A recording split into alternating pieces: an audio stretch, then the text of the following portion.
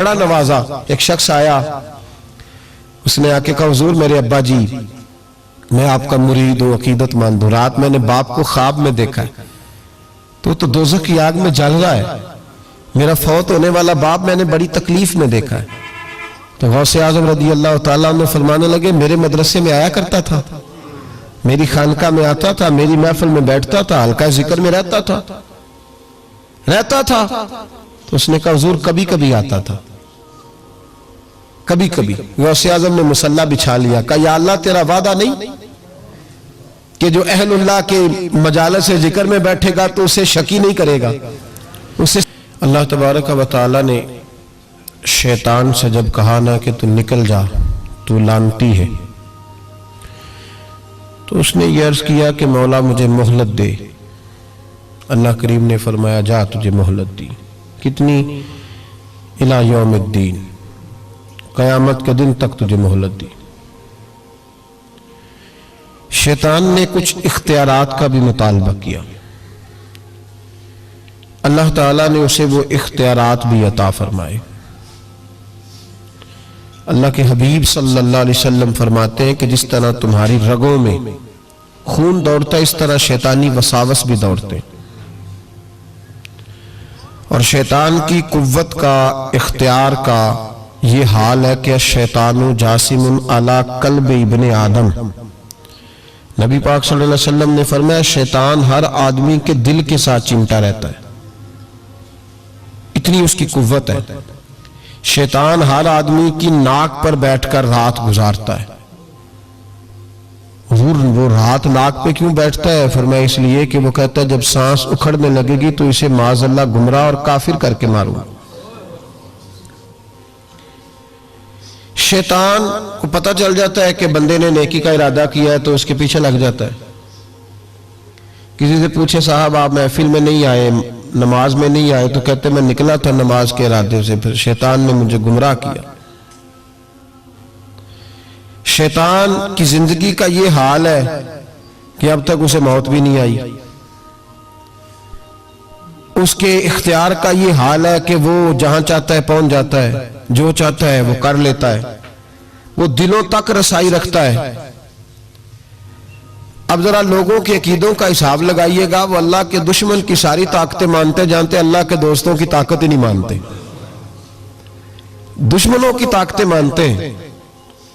شیطان ہر جگہ موجود ہے، کوئی بندہ فتویٰ نہیں لگائے گا، اور اگر آپ کہہ دیں نبی پاک ہر جگہ موجود ہے، اگر کہیں حضور کی روحانیت ہر جگہ موجود ہے، نبی پاک صلی اللہ علیہ وسلم اس طرح دیکھ رہے ہیں جیسے ہاتھ کی ہتھیلی کو دیکھ رہے ہیں، تو رٹا شروع ہوتا ہے کہ نہیں؟ کوئی نہیں ہوتا؟ تو ان سے پوچھو شیطان کی دفعہ تو فٹافٹ ہی مان گئے ہو۔ کیسے نادان لوگ ہیں کہ اللہ کے مخالف کی، دشمن کی طاقت تو مانتے ہیں، اللہ کے محبوبوں کی طاقت ہی نہیں مانتے، اس طرف توجہ نہیں کرتے۔ تو شیطان کو اللہ نے قیامت تک مہلت دی ہے، وہ گمراہ کرے گا، اس کو اختیارات دیے ہیں، وہ رستوں میں بیٹھے گا، وہ دلوں سے چمٹے گا، وہ انسان کی سانس اکھڑنے تک اس کی ناک پر بیٹھ کر اس کا انتظار کرے گا۔ یہ طاقت، یہ اس کی کوشش، یہ اس کی جدوجہد۔ تو یا اللہ شیطان نے تجھ سے گمراہ کرنے کے لیے اتنی ساری طاقت لے لی، مہلت لے لی، تو بندے گمراہ ہوں گے تو تو نے اس کا کیا بندوبست فرمایا ہے؟ تو رب کریم نے فرمایا میں قیامت تک اولیاء اللہ بھیجتا رہوں گا، قیامت تک، قیامت تک اللہ کے بندے آتے رہیں گے، اپنی فکر سے، اپنی سوچ سے، اپنے درد سے، اپنے پیغام سے، اپنی جدوجہد سے۔ شیطان جتنی چاہے گمراہی پھیلائے، لیکن اللہ اجمیر میں ایک ولی بھیجے گا جو لاکھوں کو کلمہ پڑھا دیا کرے گا، ایک بندے کی برکت سے لاکھوں لوگ دین میں داخل ہو جائیں گے۔ ایک داتا علی اجمیری کی وجہ سے اللہ پورے بر صغیر میں اسلام کے قدموں کو مضبوطی عطا فرما دے۔ تو اللہ فرماتا ہے اگر میں نے دشمن کو اتنی اجازت دی ہے تو میں نے دوستوں کو بھی بڑی رحمتوں سے نوازا ہوا ہے۔ اللہ کے بندے، اللہ کے دوست، اللہ کے محبوب، ان کی گفتگو، ان کا انداز، ان کے پاس اٹھنے والے، بیٹھنے والے، ان کے ساتھ رہنے والے، ان کی بات سننے والے، انہیں ان کی باتوں سے خوشبو آتی ہے۔ وہ لوگ جب قریب ہوتے ہیں اور جب ان کے پاس اٹھتے بیٹھتے ہیں تو اس نور کی برکت سے شیطان کے سارے وار ضائع ہو جاتے ہیں۔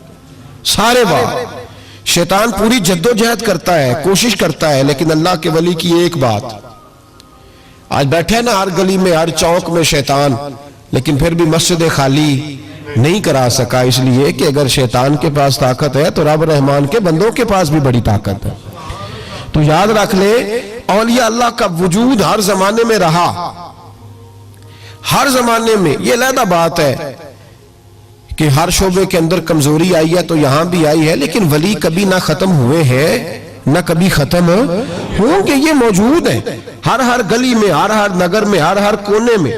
بات صرف اتنی ہے کہ لوگوں نے میری طرح تنقید کی اینک لگا لی ہے، ہم لوگ زاویہ نگاہ نہیں بدلتے، ہم زاویہ نظر نہیں بدلتے، ہم کمیاں دیکھتے ہیں، شر دیکھتے ہیں، خیر نہیں دیکھتے، ہم غلبہ نہیں اپنی طبیعت پہ عقیدت کا ڈالتے، اس لیے ہمارا نقصان ہوتا ہے۔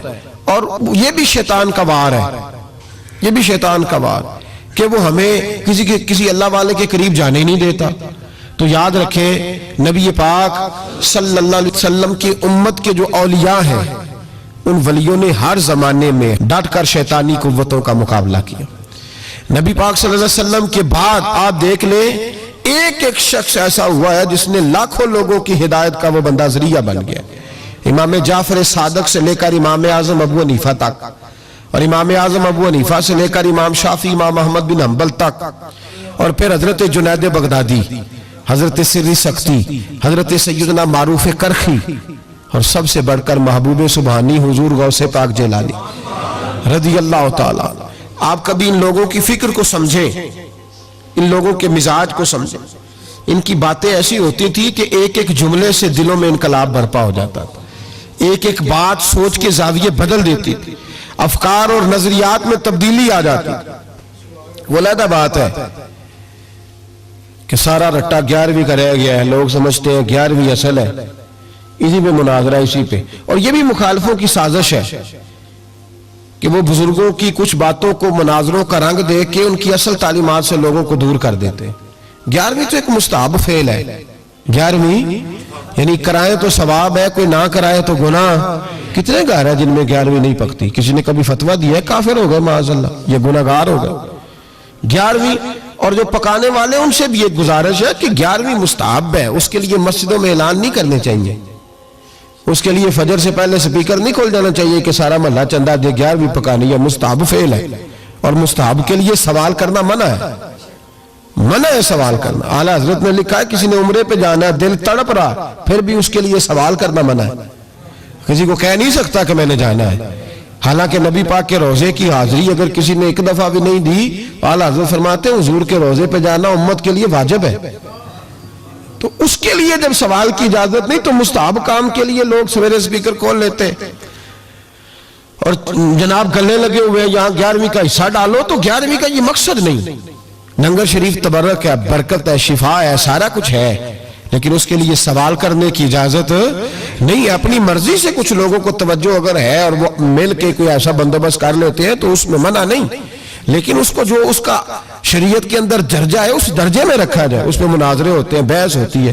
حالانکہ 11ویں اصال ثواب کی ایک قسم ہے، 11ویں اصال ثواب کی ایک، کل شریف بھی اصال ثواب ہے، 10واں بھی، 40واں اصال ثواب، یہ ساری قسمیں اصال ثواب کی ہیں۔ آپ کل شریف کہتے ہیں، ہندوستان والے تیجا کہتے ہیں، ہم اپنی سہولت کے لیے کل شریف کا ختم جا کے چوتھے دن بھی رکھ لیتے ہیں، کبھی کسی عالم نے کہا نہیں ہوتا کیونکہ مستحب ہے، اس کے لیے تعین وقت صرف سہولت کے لیے کیا جاتا ہے۔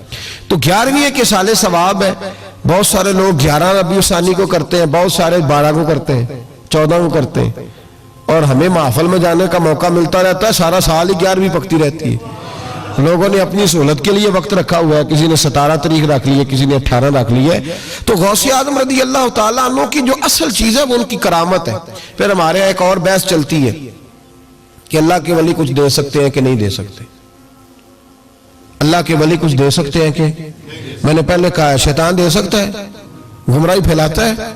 کبھی کسی بندے نے فتویٰ نہیں لگایا کہ مولانا یہ آپ کیا کہہ رہے ہیں، حالانکہ کسی بندے سے بھی پوچھو نا، وہ کام سارے خود کر رہا ہوتا ہے، ڈال شیطان پہ رہا ہوتا ہے، وہ فارغ ہو جاتا ہے، کہتا ہے اس نے مجھے کرنے نہیں دیا۔ وہ خدا کے بندے تو قدم تو بڑھا، تو रब रहमान का बंदा है और अल्लाह के बंदे शैतान से ताकतवर होते हैं। तू तो आगे बढ़ना, तू उस पे खाते में डाल के चुप कर गया। अल्लाह के वली बड़ा कुछ देते हैं। और जो अल्लाह का वली, सुनो जुमला याद रखो, जो रब करीम का बंदा दिल में रसूलुल्लाह की मोहब्बत डाल दे, इससे ज्यादा भी कोई नायाब चीज हो सकती है। जिसने तेरे दिल में मुस्तफा का प्यार ही डाल दिया है, तो अभी तक कह रहा है मिलता है कि नहीं मिलता, तुझे मांगने का तरीका नहीं आता, वरना वहां से तो सारा कुछ ही मिलता है। उसकी वजह क्या है? करामत है क्या? अल्लाह का वली किस तरह देता है? अल्लाह का वली अल्लाह से लेके देता है। और बात सिर्फ इतनी है कि उसे अल्लाह को मनवाना आता है। अल्लाह के वलियों को, अल्लाह को, ये नबी पाक क्या करेंगे? ये शफात क्या है? हुजूर क़यामत के दिन क्या करेंगे? अल्लाह को मनाएंगे। हुजूर फरमाते हैं मैं अल्लाह को, शफात का मफहूम क्या है? हुजूर सैयद आलम सल्लल्लाहु अलैहि वसल्लम फरमाते हैं जब अल्लाह कुर्सी अदालत पे बैठेगा जो उसकी शान के लायक है, अगरचे वो बैठने से पाक है, जब वो फैसले करेगा तो फरमाते हैं मैं सर सजदे में रखूंगा, मैं रोऊंगा, मैं अल्लाह को मनाऊंगा। मैं जब रोऊंगा तो मेरा रब कहेगा महबूब सर उठा, तो जैसे कहेगा वैसे ही हो जाएगा। तो बात यह है कि अल्लाह के बंदों को अल्लाह को मनाना। हुजूर गौसे पाक के पास बीबी आ गई, उसने कहा हुजूर बे औलाद हूं, मेरे मोहल्ले में ऐसी औरतें भी हैं जिन्हें अल्लाह ने 14 बच्चे दिए, मैं बे औलाद हूं। औलाद बड़ा मीठा फल है, तो मेरे आंगन में अगर एक फूल खिल जाए तो मेरे घर में भी खुशबू फैलेगी, मेरे घर में भी कोई बच्चा रोएगा तो मेरा घर भी रौनक वाला हो जाएगा। तो हुजूर मेरी सास अब कहती है रखना नहीं, इसे तलाक दे देनी है। मेरा खावंद मुझे कहता मैं मजबूर हूं, मैंने बड़ा अरसा तुझे निभाया है, तो हुजूर मैं गरीब हूं, मेरे पे नजरे करम हो जाए, मेरे लिए दुआ करे, मेरा मालिक मुझे एक बेटा दे दे। यूं हाथ उठाएगा उसे आजम ने, कहे अल्लाह तेरी बंदी तेरा बंदा समझ के आई है। क्या लफ्जों का हुसन है, क्या जुमलों की तासीर है। ए अल्लाह तेरी बंदी तेरा बंदा समझ के आई है, तो मेहरबानी करना जो तूने इसके दिल में डाला है वो इसे अता भी फरमा दे। लफ्जों का, जुमलों की तरतीब देखे, जो तूने इसके दिल में डाला है इसे अता भी कर दे। तो हातिफ गैब से निदाई अब्दुल कादिर इसके नसीबे में ही नहीं, मुकद्दर में नहीं। मैंने कहा इन्हें मनवाना आता, जब कहा ना नहीं तो गौसे पाक रो पड़े, कहने लगे मैं समझ गया हूं तू मुझे रुसवा करना चाहता है, तू मुझे रुसवा कर दे, तू रुसवा करना। तुझे नहीं पता था अब्दुल कादिर के पास जा रही है, तू मालिक है, तू इसके इरादे से आगाह नहीं था। मौला तू बेनियाज है, तुझे पता था मेरे पास आ रही है। ठीक है, ये कहेगी लोगों से जाके कि मैं अब्दुल कादिर के दरवाजे तक हो आई हूं, मुझे तो कुछ नहीं मिला। तो ठीक है मौला मैं तेरी रजा पे राजी, तेरी कजा पे शाकर, ठीक है ना दे, मैं राजी हूं, तू मुझे रुसवा करना चाहता है। बस अभी दुआ हो ही रही थी कि हातिफ गैब से निदाई अब्दुल कादिर तू बोल कितने बेटे दूं, बोल ना कितने बेटे दूं, खुदा के फजल से हम पर है साया गौसे आजम का, हमें दोनों जहां में है सहारा गौसे आजम का तू बोल कितने दूं, तो कहा या अल्लाह चल एक मांगने आई थी, मेहरबानी कर 7 अता कर दे। 7, एक बेटा लेने आई थी, रब करीम ने उसे 7 बेटे अता फरमाए। ओ भाई तुझे मनवाना ही नहीं आता, तू इस रास्ते का मुसाफिर ही नहीं, तू इस रास्ते का मुसाफिर ही नहीं, तुझे मनवाना ही नहीं आता। हमारे बुजुर्ग गुजरे हाजी साहब रहमतुल्लाह अलैह, तो मदरसा उनका छोटा था, कहते थे मुझसे नहीं चंदे मांगे जाते, मेरा छोटा ही ठीक है, छोटा इदारा था। तो लोग बच्चा दाखिल कराने आते तो सब बच्चा दाखिल कर ले, कहते गुंजाइश नहीं, जितने कमरे थे बच्चे दाखिल हो गए। जो सियाने बंदे थे उन्हें पता था, कहते थे ठीक है आप ना दाखिल करें, हम बद मजहबों के मदरसे में दाखिल करा देते, हम बद मजहबों को, ठीक है आप ना करें, हमारे पास है वहां एक मदरसा पीटने वालों का, वहां दाखिल करा देते हैं। तो साहब कहते हैं और यार कड्डो कोई गुंजाइश होए, इसको रखो किसी जगह पे, कोई कमरा देखो, मेरे वाले कमरे से उठा लो। लोगों को उन्हें मनवाना आता था, जिनको पता था किस बात पे मानेंगे उन्हें मनवाना आता था। मैंने बरेली शरीफ में ये रंग देखा है, जब किसी बात पे बरेली के बुजुर्ग परेशान होते और कोई आजमाइश आती है तो जो जानने वाले लोग हैं वो कहते हैं चलो हुजूर की को नात छेड़ दो। जब नाते पाक छिड़ जाती है तो चेहरे खिलने शुरू हो जाते हैं, वहां तवानाइयां भूल जाते हैं लोग अपने सारे गांव। जिन्हें मनवाना आता है, अल्लाह के वली का कमाल यह है कि उसे रब को منانا آتا ہے وہ منوا لیتا ہے. اللہ اپنے فضل سے, اللہ کو مجبور کوئی نہیں کر سکتا, اللہ اپنے فضل سے اس کی بات مانتا ہے. کتب علی نفسہ الرحمہ, اپنے فضل سے مانتا ہے. تو حضور غوث پاک رضی اللہ تعالیٰ عنہ نے لوگوں کو بڑا نوازا. ایک شخص آیا, اس نے آ کے کہا حضور میرے ابا جی, میں آپ کا مرید ہوں, عقیدت مند ہوں, رات میں نے باپ کو خواب میں دیکھا ہے, تو دوزخ کی آگ میں جل رہا ہے, میرا فوت ہونے والا باپ میں نے بڑی تکلیف میں دیکھا ہے. تو غوث اعظم رضی اللہ تعالیٰ عنہ فرمانے لگے میرے مدرسے میں آیا کرتا تھا, میری خانقاہ میں آتا تھا, میری محفل میں بیٹھتا تھا, حلقہ ذکر میں رہتا تھا.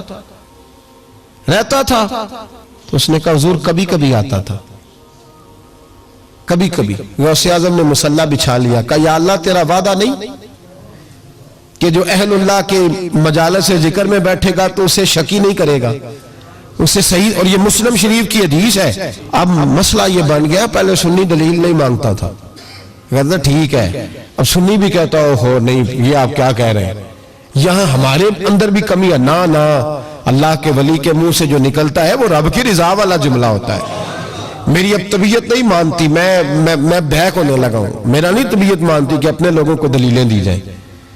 ہم تو ماننے والے لوگ ہیں, ہمارے لیے تو بزرگوں کا اشارہ بہت کافی ہونا چاہیے.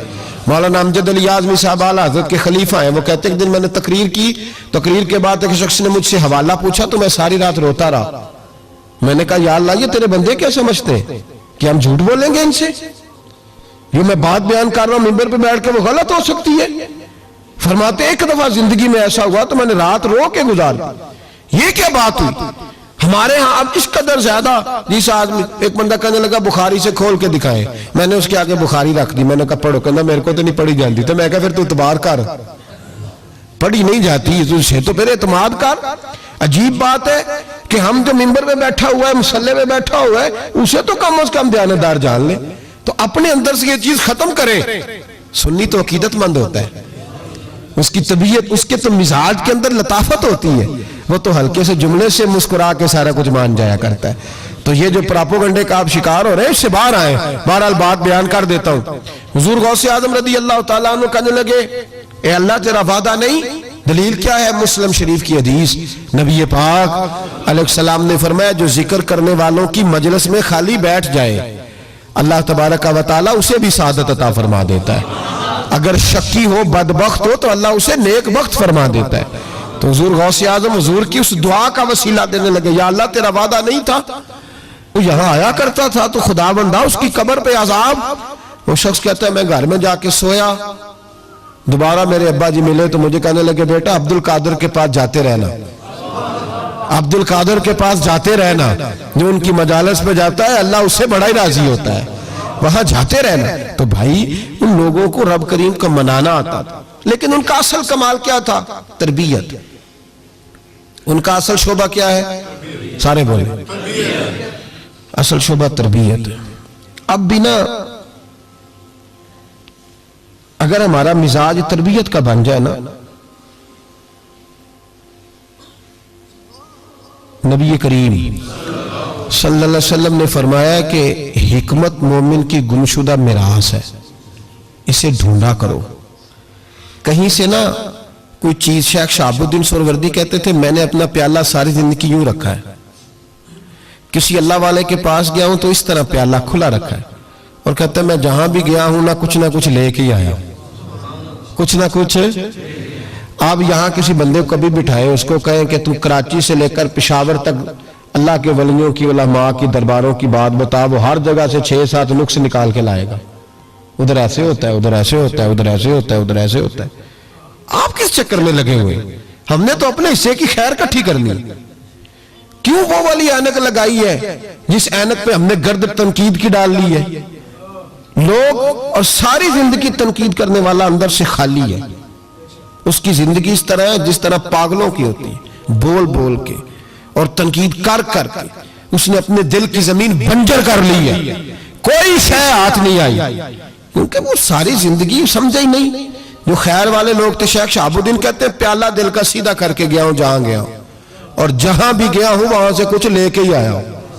کیا کر کے آیا ہوں؟ کچھ نہ کچھ, بولیے کچھ نہ کچھ میں لے کے آیا ہوں. یہاں ہر بندہ اعتراض کر رہا ہے، ہر بندہ کچھ نہیں جی خیر کوئی شے نہیں. خدا کے بندے یہ جو تمہیں اذانیں، جماعتیں، عبادتیں، ریاضتیں، درود، سلام، ذائقے، یہ جو کچھ نظر آ رہا ہے تو اس کا مطلب ہے اللہ کے بندے موجود ہیں، ان کی برکت سے نظر آ رہا ہے نا سارا کچھ.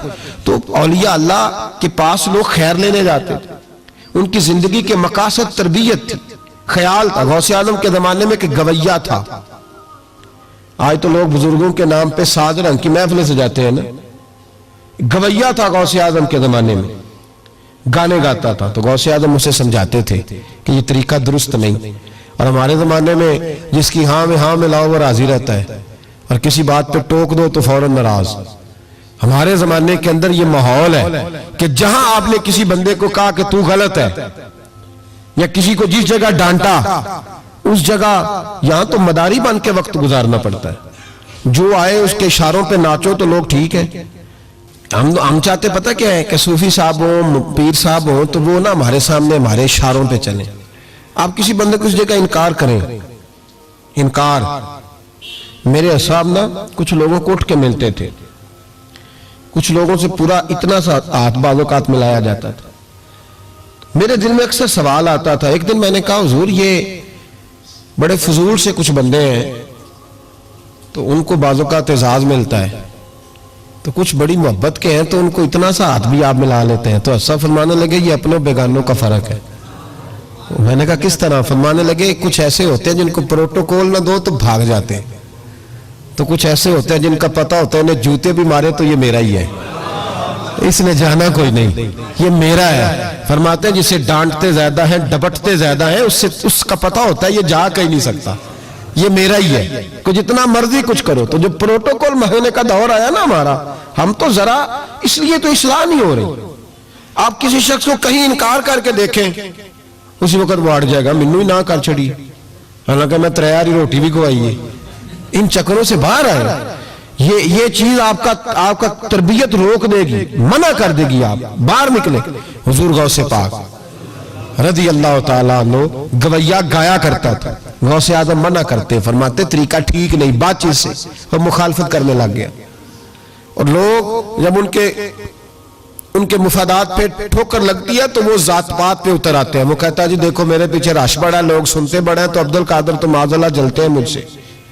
خیر بڑی مخالفت کی، باتیں ٹٹول کے لاتا، کھاتے کہاں سے ہیں، لنگر کہاں سے آتا ہے، یہ کیا ہے. حضور غوث اعظم ہنس دیا کرتے، فرماتے چل ٹھیک ہے موج کر. وقت گزرتا گیا، بوڑھا ہو گیا. لوگ اس کی آواز کے دیوانے تھے. گلے کی آواز بڑا سریلی تھی، وہ اب دھیمی پڑ گئی. وہ جو اسے سنتے تھے وہ کسی اور کو سننے لگے. گھر میں بھی جب تک پیسے آتے تھے تب تک تو گھر میں بھی بڑی قدر تھی. اب جب گھر میں کچھ نہ دیا تو بچوں نے بھی نکال دیا. حالت یہ ہوئی کہ قبرستان جا کے بیٹھ گیا. مکھیاں بھنکتی ہیں، پہننے کو کپڑا کوئی نہیں، کھانے کو روٹی کوئی نہیں. میرے شیخ، میرے غوث اعظم اس گلی سے گزرے. جب غوث اعظم گزرے تو اس کی حالت دیکھی تو محبوب پاک کا وہ طریقہ یاد آ گیا.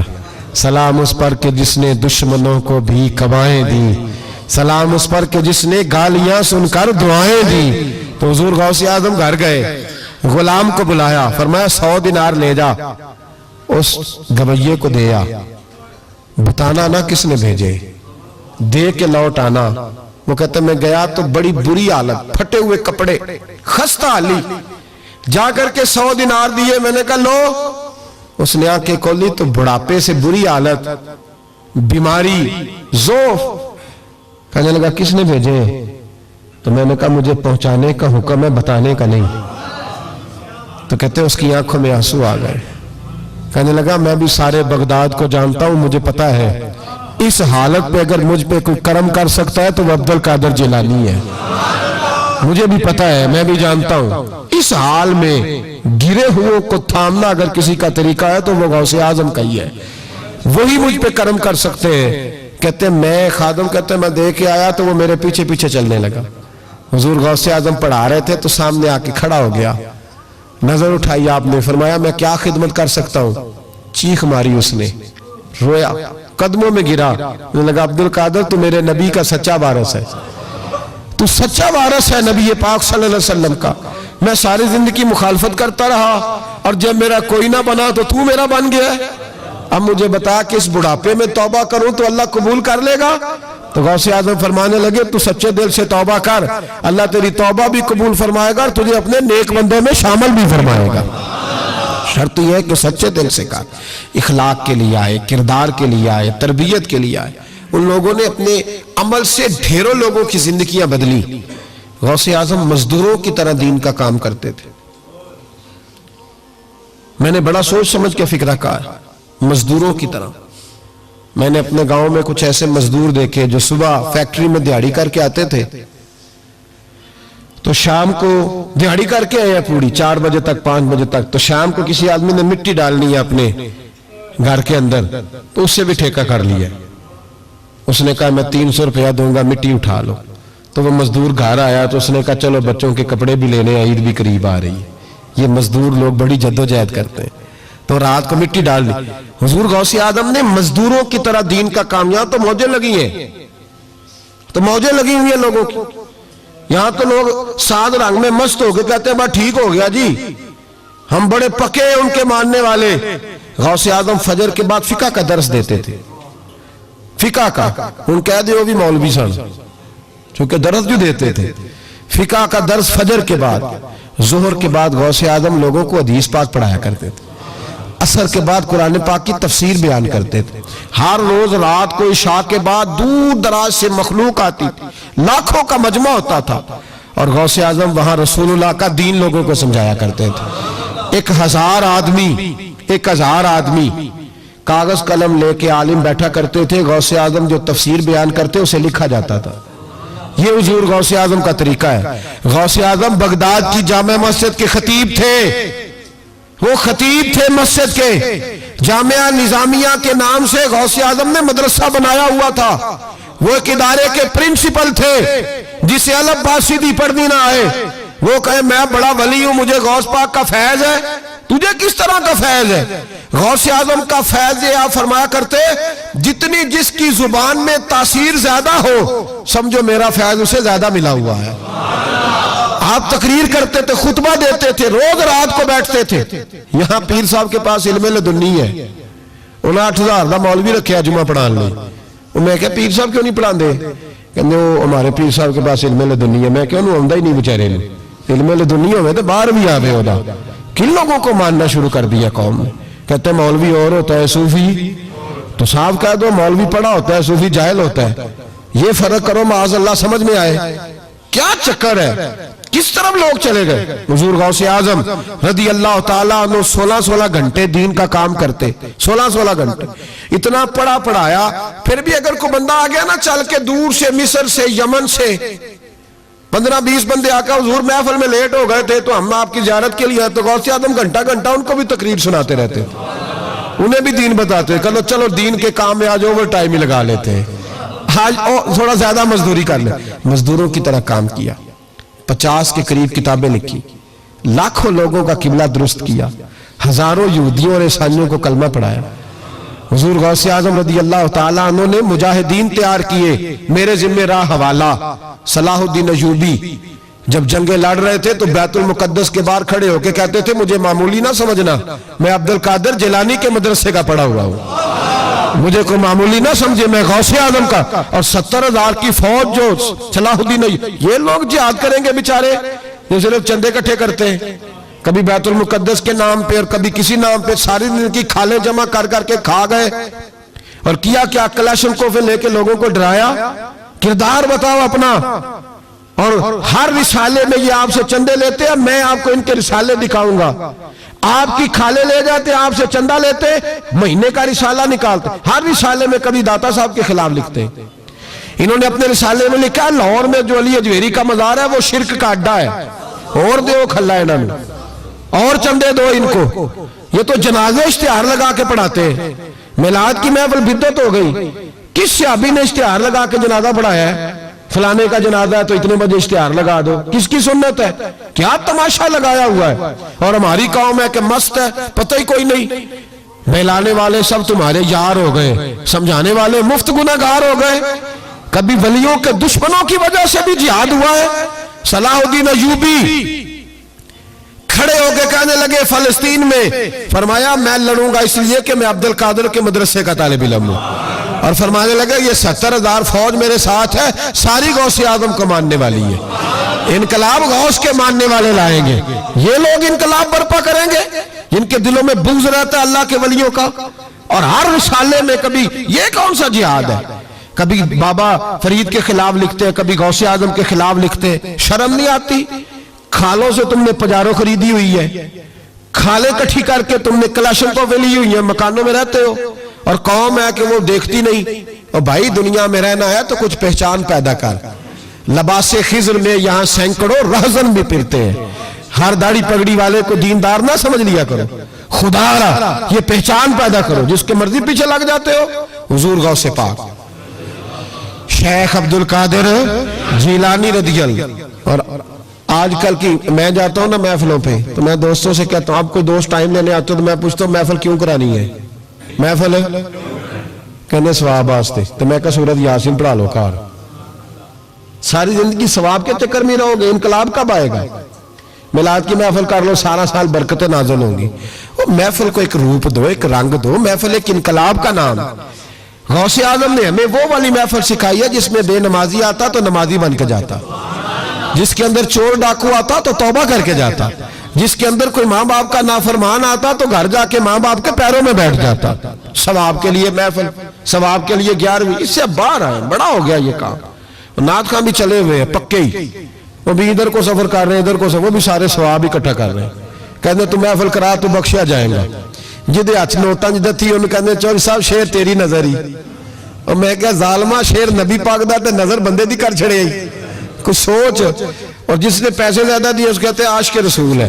میں کہا تو کتھوں موڑ لئی لوکاں نو عشق دیا ڈگریاں ونڈدا پھردا ہے، کدھر سے تو نے یہ لے لی ہے سٹیمپ جو لگاتا ہے یہ عاشق ہے یہ عاشق نہیں؟ محفل کرانے والا بھاویں بجلی چوری کردا ہوئے تو عاشق رسول ہے۔ تو یہ باہر آئے حضور غوث اعظم، ہر روز محفل ہوتی تھی لیکن جو آتا تھا اللہ اس کا دل بدل دیتا تھا۔ اور چونکہ ریاکاری نہیں تھی، تسنع نہیں تھی، بغداد میں محفل ہو رہی، غوث اعظم تقریر کر رہے ہیں، بارش شروع ہو گئی، لوگ بکھرنے لگے، تو حضور غوث اعظم رضی اللہ تعالیٰ عنہ سر جھکا کے کہنے لگے مولا تو دلوں کے بھید تو جانتا ہی ہے نا، اگر یہ بندے میں نے اپنے لیے اکٹھے کیے تو سارے بھگا دے، اور اگر تیرے لیے اکٹھے کیے تو پھر بھی تیری مرضی ہے، تو دلوں کے بھید جانتا ہے۔ لوگ کہتے ہیں سارے بغداد میں بارش ہوتی تھی، جہاں غوث اعظم کا جلسہ ہوتا تھا وہاں نہیں ہوتی تھی، وہاں نہیں ہوتی تھی، اس لیے کہ انہیں اللہ کو منانا آتا تھا، انہیں طریقہ پتا تھا۔ حضور غوث اعظم نے اپنی گفتگو سے، تقریر سے، خطبے سے، الفتح الربانی حضور غوث اعظم کی تقریروں کی کتاب چھپی ہوئی ہے، آپ کے ملفوظات ہیں، آپ کے خطبے ہیں۔ اور بھائی اس کو لوگ معمولی کام سمجھتے ہیں، بس ثواب کے لیے کر لو، خدا را غوث اعظم کا طریقہ تو سمجھو۔ اور پھر تبلیغ فرمائی، دین کا کام کیا، نذرانے نہیں بٹورے، نذرانے نہیں بٹورے، اور اس طرح نہیں کہ مولوی صاحب کا سیاست سے کوئی تعلق نہیں، میں نے لاکھوں مرید ہے، میں نے نہیں چھیڑنا حکومت کو، ایسے نہ ہو جائے حکومت میرے خلاف ہو جائے، یہ کوئی چکر نہیں۔ بادشاہ وقت آیا نذرانہ دینے، وقت کا بادشاہ نذرانہ دینے آیا، وہ کہتا میں رستے میں سوچ رہا تھا کہ اگر یہ ولی ہوئے تو مجھے پتہ چل جائے گا، اگر تو انہوں نے سیب کھلائے نا، سیب کا موسم نہیں پھر تو ولی اللہ ہے، اور اگر سیب نہ کھلائے تو پھر نہیں میں مانتا، ٹھیک ہے نا جی، جس طرح کے آج مرید ہوتے ہیں لوگ، کہتے ہیں سیب کھلائے تو پھر بادشاہ تھا نا، تو کہتے ہیں میں 2 تھیلیاں شرفیوں کی بھی لے گیا کہ پیر صاحب کو پیسے دوں گا تو ذرا نرم بھی ہو جائیں گے میرے حق میں، پیر ہو جائے تو نرم اللہ ماشاءاللہ۔ کہتے میں گیا تو میرے دل میں خیال تھا اگر آج بے موسمہ سیب کھلائیں تو ولی مانوں گا۔ کہتے ہیں غوث اعظم نے یوں ہاتھ اٹھائے، موسم بھی نہیں تھا پر 2 سیب ان کے ہاتھوں میں آ گئے، اور آپ میری طرف سیب بڑھا کے کہنے لگے ولایت کو سیبوں سے نہیں تولنا چاہیے، تو سیبوں سے تولتا پھرتا ہے، یہ تو اللہ کی رضا والا کام ہے، یہاں کو تاجر تھوڑی محنت کرے کھاد شاد ڈالے تو وہ بھی بے موسم پھل اگا لے گا، تو کس چیز سے میری ولایت چیک کر رہا ہے؟ یہ پکڑ چھری اور یہ پکڑ سیب اور کھا۔ کہتا میں نے کاٹ کے کھایا تو سیب کڑوا نکلا۔ غوث اعظم کہنے لگا کیا ہوا، کڑوا ہے؟ کہا حضور ہاں، تو نے اپنے ہاتھ سے کاٹ کے ایک ٹکڑا دیا، کہا کھاؤ، کھا کے کہنے لگا حضور آپ کے والا تو میٹھا ہے، تو سیب تو دونوں غیب سے آئے ہیں تو میرا کڑوا کیوں ہے؟ آپ کا فرمانے لگے غوث اعظم دونوں میٹھے تھے، ایک کو ظالم کے ہاتھ لگ گیا تو کڑوا ہو گیا ہے، میٹھے دونوں ہی تھے، تو ظالم ہے نا، ظلم کرتا ہے تو تیرے ہاتھوں کی وجہ سے کڑوا ہو گیا، ایک ہی تھے۔ اس نے 2 تھیلیاں اشرفیوں کی مصلے کے نیچے رکھی، کہنے لگا حضور نذرانہ ہے، فرمانے لگے ضرورت ہی نہیں، لے جا۔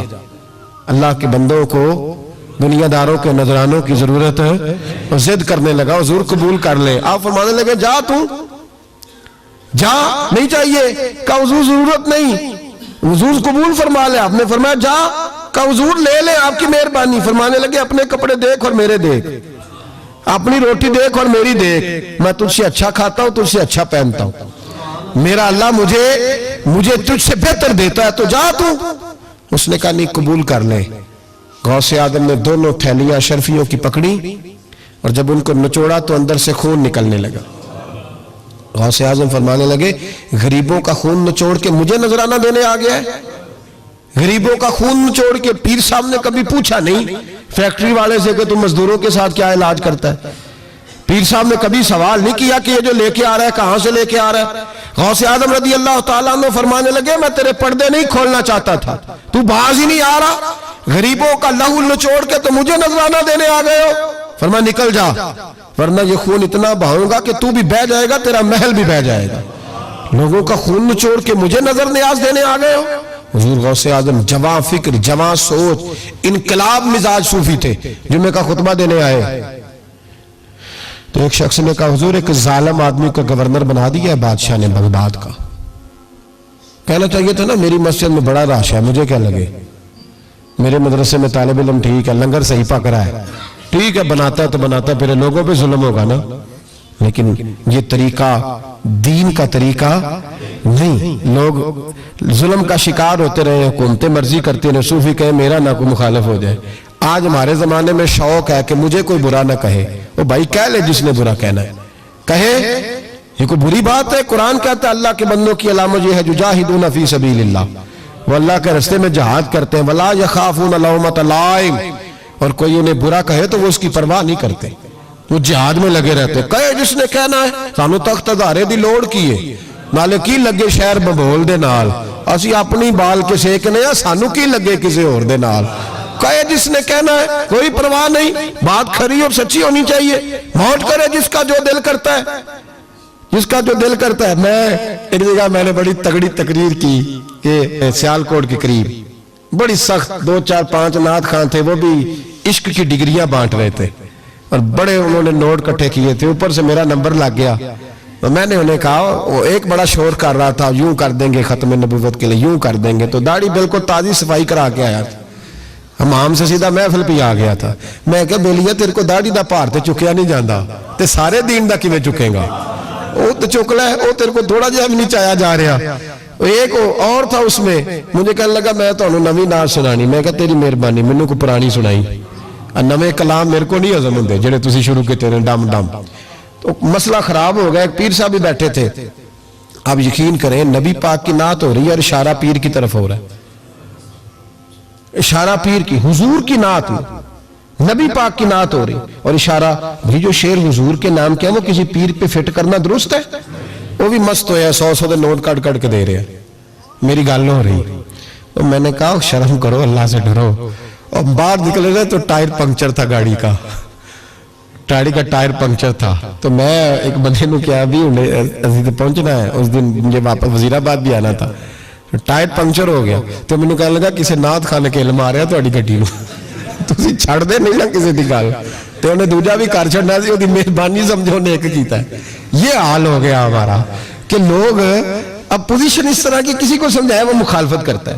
انہوں نے بعد میں میٹنگ کی، انہوں کہنے لگے تو کتھوں مولوی بلا لیا، اگوں نہیں آنجدہ بلائی، کس طرح کا آدمی تھا، سب کو اس طرح، اور بڑی بڑی عجیب حرکتیں۔ میں یہ لودرہ ملتان سائٹ پہ 2-3 دن کے لیے تو نقیب محفل، وہ بےزتی کری جائے مجمع دی، تسی بول دے نہیں، تسی سبحان اللہ ہی نہیں آندے، ایڈا رکھا مجمع کدے نہیں ویکھے، کنج دے تسی بندے ہو، میں تسی یاد رہو گے، بوڑھے بوڑھے لوگ بیٹھے ہیں، ٹھنڈ کا موسم ہے، کری جا رہے ہیں، وہ میرے سے نہ برداشت ہوا، کبھی کبھی وہ راگ بڑی تنگ کرتی ہے، کچھ دیر تو میں نے برداشت کیا، تو بعد میں بول ہی پڑا، میں کہا بھائی بہ جا، تیری مہربانی، تو پیسے لے کے آئے، مفت آئے نہیں سارے، اے چنگے نہیں تیرے نالوں، اے فری بیٹھے، مفت بیٹھے، تو پیسے لے گئے، مجھے انہوں نے بتایا کہ 15,000 تو نے پہلے لیے، کس بات کا لیے؟ تو یہ کوئی مذہب کا کام ہے؟ کیا چکر چلایا ہوا ہے؟ یہ کوئی طریقہ ہے؟ یہ اس طرح دین پھیلتا ہے؟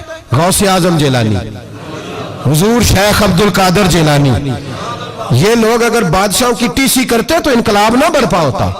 حضور غوث اعظم رضی اللہ، اور جو آ رہا ہے چودھری صاحب عاشق رسول ہیں، اس لیے کہ 50,000 دیا محفل میں، تو بس 50,000 کا عشق مل جاتا ہے۔ کیا تماشا لگ گیا، غریب آدمی میلاد کی محفل میں بھی ویڈیو کے پیچھے بیٹھتا ہے، نہ سڑکوں دتھی ہے نہ آگے انہیں ہے، کہ اس چکر سے باہر آئے۔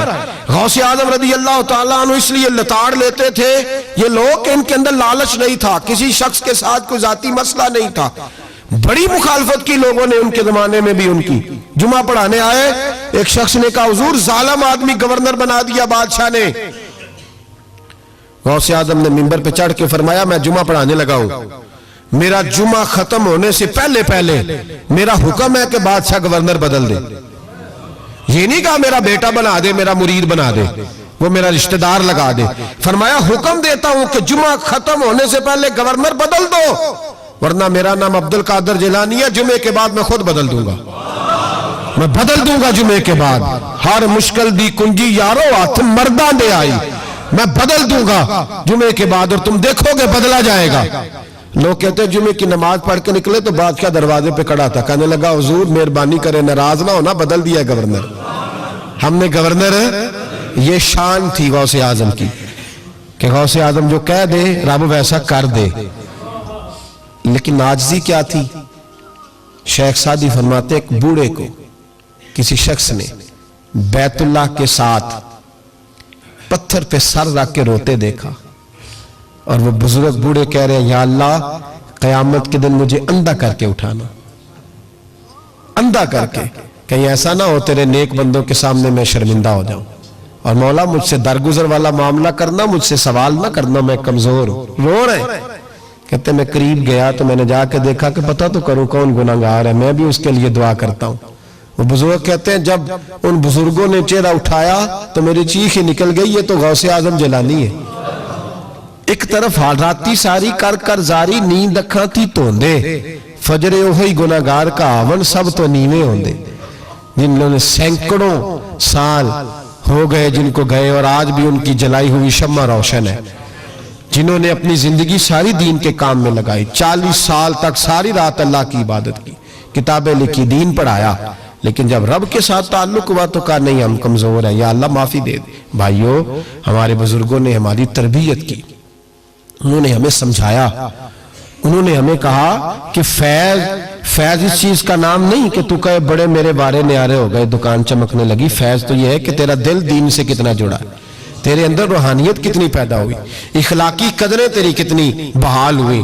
غوث اعظم سے کسی نے کہا تو حضور دعا قبول نہیں ہوتی، فرمایا 3 شرطیں ہیں، تیری ہر دعا اللہ قبول فرمائے گا۔ کہا حضور کون سی؟ فرمایا رزق جب بھی کھانا حلال کھانا، اور تیری زبان سے کبھی رب کی ناراضگی والا فکرہ نہ نکلے، اور جب تو بات کرے تو نفس کے لیے کبھی نہ کر، اللہ کی رضا کے لیے کر۔ عبد القادر وعدہ کرتا ہے تو جو دعا بھی کرے گا مالک تیری قبول فرمائے گا۔ اپنے نفس کی رضا کے لیے، اپنے باطن کو خوش کرنے کے لیے سارا دن داستانے نہ چھیڑ، اللہ کی رضا کے لیے بول۔ ہم کتنا بولتے ہیں لیکن نفسانی باتیں، نفسانی خواہشیں، یہ کہنے کے لیے کہ لوگ نیچا دیکھ لیں گے کیا ہو جائے گا، خدا را اللہ کی رضا کے لیے جب بولیں گے تو اللہ راضی ہوگا۔